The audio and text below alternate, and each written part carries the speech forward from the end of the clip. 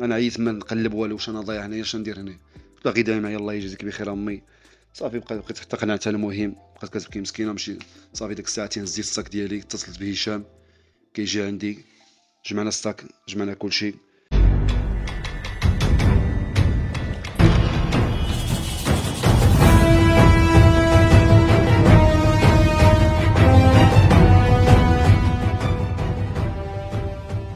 صافي سلمت على الوالده وتدعي معايا غادي نتوكلوا على الله.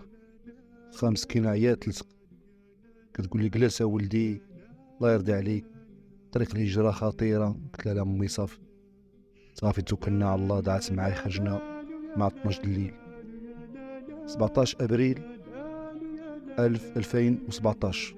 17 ابريل 2017 في واحد الليله مقمره خرجنا من الدار، مشينا للباحه او لواحد القهوه ديال الامغار بحال واحد البومبا.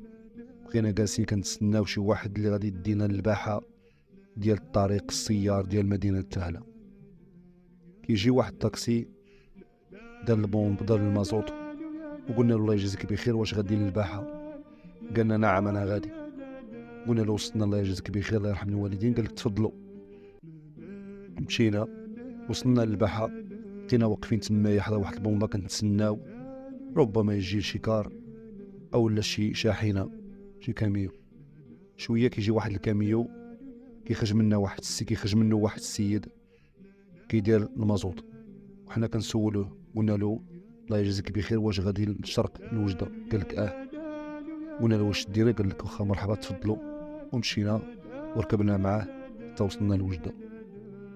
المهم وصلنا وجده مع الصباح، عندك شويه 7 الصباح وصلنا لمدينه وجده. مشينا لواحد القهوه، لا بقينا يلاه جلسنا نتقهواو، وانا كنشوف التليفون ديالي كيصوني. فاذا به واحد الصديق ديالي اللي هو عبد الرحمن كسكس، واحد من اعز الاصدقاء ديالي، كيصوني عليا. وعلى فكره كان حتى هو باغي يمشي معنا، وجا عندنا. كان هو ديك الساعه مشى لوجده عند العائله ديالو. قال لك فين راكم؟ قلت له انا في وجده. قال لي واش بصح؟ قلت له نعم انا في وجده. قال لي فين؟ قلت له فين؟ جا عندي لواحد القهوه وفطر معنا وفطر. قلنا له حنا غاديين انا والصديق ديالي هشام، انت كتشوف هاد النهار حنا غاديين ان شاء الله الا سهل الله نحو اوروبا راك عارف. بدا كيبكي، قال لك لا حتى انا غادي نمشي، غير شوفوا كيفاش كدا. قلنا له اودي غير خلينا نجربوا حنا نشوفوا طريق الهجره، راك عارف شويه صعيب، خلينا نشوفوا حنا الا جاب الله راه ما نساوكش نصيفطوك شي كونطرا وهادي. المهم قنعناه بالهضره صافي. مسكين تا بدا كيبكي صافي، ودعناه مشى بحالو لمدينه تهلا. وحنا كملنا لبني درار. مشينا لبني درار حيت تما كنا دايرين مع الحراق. وصلنا لبني درار بقينا كنصيب واحد القهيوه تمايا حتى وصل الظهر. مشينا صلينا عاوتاني رجعنا لديك القهيوه، تغدينا تما بقينا جالسين حتى العصر. العصر كنصونيو على الحراق اللي في مدينه صبراتا في ليبيا. كيصيفط لنا النمره د الحراق، صونينا على الحراق. قال لك هاني جاي، فين راكم؟ قلنا له حنا في القهيوه. فين؟ قال لك تسناوني تما حتى نجي. وبالفعل قبل المغرب كيجي شيرنا واحد الدري صغير، يعني مازال جون، كيشيرنا بيدو كنتبعوه. كندخلوا لواحد الزنقه، قالك تعطوني 1000 درهم وغنجيب السياره تسناوني هنايا. بالفعل كيمشي كيجيب السياره ديالو، واحد السياره يعني على قد الحال، وكيجي ودانا فيها. دخلنا النوافذ ديالها سوداء ما كتبينش صافي. ومشات بواحد السرعه هائله وما تحركنا حتى قبل العشاء بيني بالليل. مشينا يعني شي ساعه او اكثر حتى كيقولنا يلا خرجوا يلا صافي راك وصلتوا للجزائر يلا. كنخرجوا بالزربه، قلنا ردوا بالكم راه كيكونوا هنا الحرس ديال الحدود ديال الجزائر. بالفعل حنا يلا خرجنا، بقينا كنشوفوا هكا وحنا كنشوفوا شي واحد جاي من الهي، واحد العسكري باين هز الرشاش ديالو. حنا كنتخبعوا في واحد الظلمه تما في واحد الحفره، بقينا ناسين على كرشنا ومخبعين. جا حتى قرب تقريبا لعندنا وبدا كيشوف، وفي التالي رجع. قلنا اوف الحمد لله ما شافناش. نفسنا الصعداء وبقينا غاديين على كنزحفوا على كرشنا وعلى ركابينا حتى وصلنا، حتى دخلنا لواحد الزرع بقينا غاديين في داك الزرع، غاديين على كنهربوا من المنطقة الحدودية حتى بعدنا حنا. وقفنا ديك الساعتين تفتنا ديك البلاصة الخطيرة، وقفنا على واحد الكدية، وانا كنشوف جيت المغرب بلادي، كنشوف الاضواء ديال مدينة وجدة وبني درار، وجاوني الدموع. تفكرت واحد القولة ديال النبي عليه الصلاة والسلام لما أخرجه قومه من مكة فقال: يا مكة والله أنت أحب البقاع إلي، ولو أن أهلك أخرجوني منك ما خرجت. قال لا، أنت مكة أفضل أرض ليا حيث فيها تولد النبي عليه الصلاة والسلام، ولكن مكة جراو عليه، خرجوه ومشى للطائف، مشى عاد مور داكشي مشى للمدينة. كذلك تفكرت هاد القصة هذه، حتى أنا تفكرتها وقلت شوف المغرب البلد ديالي اللي فيه الأصدقاء ديالي والأحباب ديالي والعائلة ديالي ومسقط الرأس ديالي. مع الأسف ما بغيتش نخرج أنا صراحة، ولكن مع الأسف ما وفرليش داكشي اللي بغيت، ما وفرليش العمل، ما وفرليش داكشي اللي بغيت. صافي وحتى جاوني الدموع. ديك الساعة كنكملوا الطريق أنا وهشام، يعني غاديين من الحقل للحقل، من الفيرما للفيرما، وغير جي بي اس كنشوفو، والوجهة ديالنا مدينة مغنية. دزنا على واحد الدار، كنا تما مجموعة ديال المهربين باينين هازين بعض الرشاشات وداك الشيء، وهربنا دزنا حداهم ومشينا. بقينا غاديين داك الساعتين في الطريق كنقلبوا بالجي بي اس باش نوصلوا لمدينة مغنية حيث هي اللي قريبة للحدود. المهم داك جوايه ديال 4 الصباح اللي كله حنا كنمشيو 4 الصباح عينا، كيفاش متسكاو شي شويه نعسو شي شويه، فافترشنا الارض والتحفنا السماء. نعسنا على الارض بقينا هكاك مغطين بالزرع، ارتحنا واحد شويه حتى كنحسوا شي شويه بان الصباح طلع.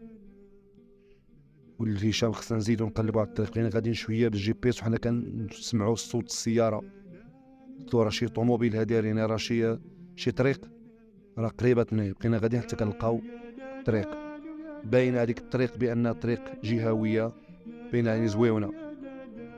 بقينا واقفين كنديروا اوتو ستوب شويه، كيجي واحد السائق ديال طويوطا كيحمل معاه الدجاج، تشيرنا له كيوقف.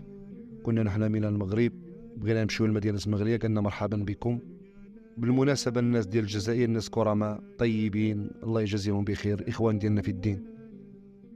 المهم وصلنا لمدينه مغنيه، مشينا لواحد القهوه، بقينا جالسين، طلبنا الفطور وفطرنا. منين سالينا كان معنا واحد السيد بجانبنا، واحد الشيخ كبير عجوز، وعرفنا قالنا نتوما ب100% ولادي واقيلا راكم برانيين ماشي من الجزائر؟ قلنا له نعم حنا من المغرب. قالنا مرحبا بكم، البلد ديالكم مرحبا.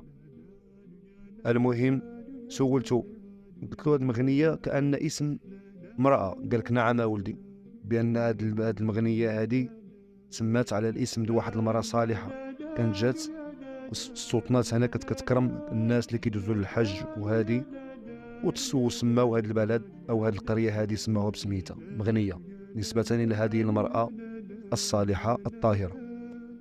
المهم شوية ملي سالينا الحديث سولنا على المحطة، والوجهة ديالنا ان شاء الله مدينة تلمسان، حيت حنا الوجهة ديالنا في اخر المحطة في الجزائر هي مدينة الدبداب، هي اللي دايرين مع الحراق. مدينة الدبداب اللي عندها الحدود مع ليبيا جنوبا. المهم مشينا سولنا على المحطة، فدلنا الناس على المحطة وركبنا ومشينا حتى وصلنا المدينة تلمسان. بقينا كندور في مدينة تلمسان في شوارعها، وكانت مدينة جميلة جدا. تغدينا تما، عاوتاني سولنا على المحطة، عاوتاني مشينا، بقينا غاديين عاوتاني توصلنا لمدينة سطيف، عاوتاني تجولنا في مدينة سطيف وهي مدينة جميلة جدا وكرمونا الناس ديالها جزاهم الله خيرا. ثم عاوتاني سولنا على مدينة تيرت، مشينا لمدينة تيرت، ثم مدينة حاسي مسعود. مشينا حاسي مسعود، هي مدينة جميلة جدا كذلك، يغلب عليها المناخ الصحراوي، وشفنا الانبوب ديال الغاز يمتد عبر الصحراء كأنه الاناكوندا بحال شي ثعبان كبير. ثم بعد ذلك عاوتاني كملنا الطريق ديالنا نحو مدينة الدبداب. وصلنا لمدينة الدبداب اللي هي آخر محطة ديالنا في الجزائر. وصلنا تما مع السويه ديال الفجر، بقينا كنصيفط واحد القهوه تمايا حتى شرق الشمس. المهم ديك جواله 10 اتصلنا بالحراق اللي في مدينه صبراته، صافط لينا النمره ديال الحراق اللي غيقطعنا مع ليبيا.